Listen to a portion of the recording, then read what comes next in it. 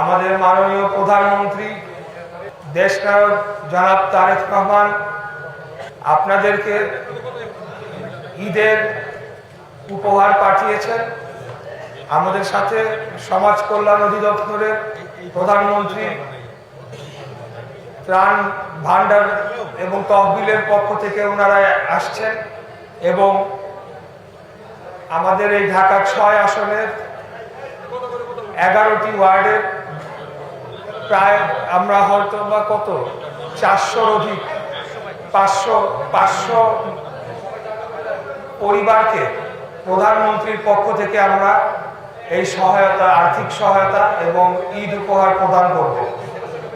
আমি আপনাদেরকে ধন্যবাদ জানাচ্ছি যে আপনারা আজকে এখানে এসেছেন। খুব কম সময়ের মধ্যে আমরা এটা সংগঠিত করেছি এই অনুষ্ঠানটি এবং আপনারা ধৈর্য সহকারে অপেক্ষা করেছেন।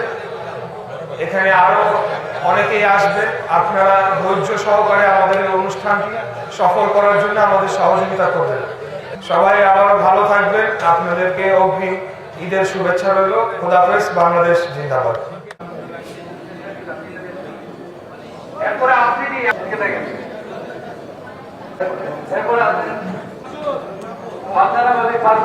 ভালো আছেন?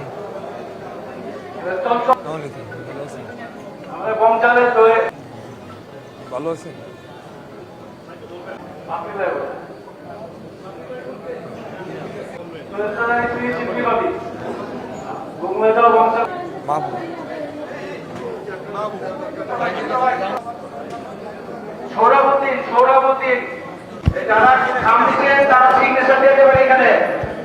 এখানে প্রধানমন্ত্রীর পক্ষ থেকে ঈদের ঠিক আগ মুহূর্তে এখানে যারা অসহায়, দুস্থ এবং যারা গুম পরিবার, নির্যাতিত পরিবার এবং আমাদের এখানে মাইনরিটি পরিবার অনেক রয়েছে যারা আর্থিকভাবে সচ্ছল নয়, তাদেরকে আমরা একটা ঈদের উপহার দিতে এসেছি।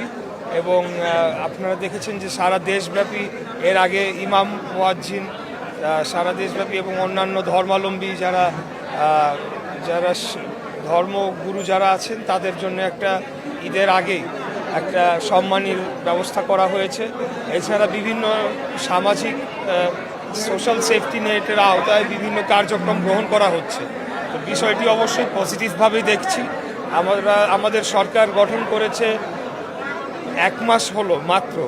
এর মধ্যে রমজান মাস রয়েছে, এর মধ্যে নানা ধরনের কার্যক্রমের মধ্যেও আমরা যারা প্রান্তিক পর্যায়ে যে সকল জনগোষ্ঠী রয়েছেন তাদের কথা আমরা ভুলে যাই নাই। এবং এই ধরনের আমরা যে এছাড়া আপনারা দেখেছেন যে সারা বাংলাদেশে 12টি সিটি কর্পোরেশনের পরিচ্ছন্ন কর্মীদেরকেও একটা ভাতা প্রদান করা হয়েছে।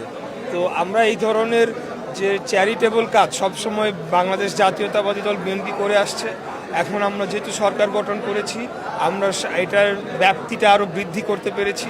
আমরা সরকারের যে রিসোর্সেস আছে সেগুলোকে সঠিকভাবে কাজে লাগানোর চেষ্টা করছি এবং যাদের এই অর্থের প্রয়োজন তাদেরকে আমরা কিছুটা সাহায্য করার চেষ্টা করছি।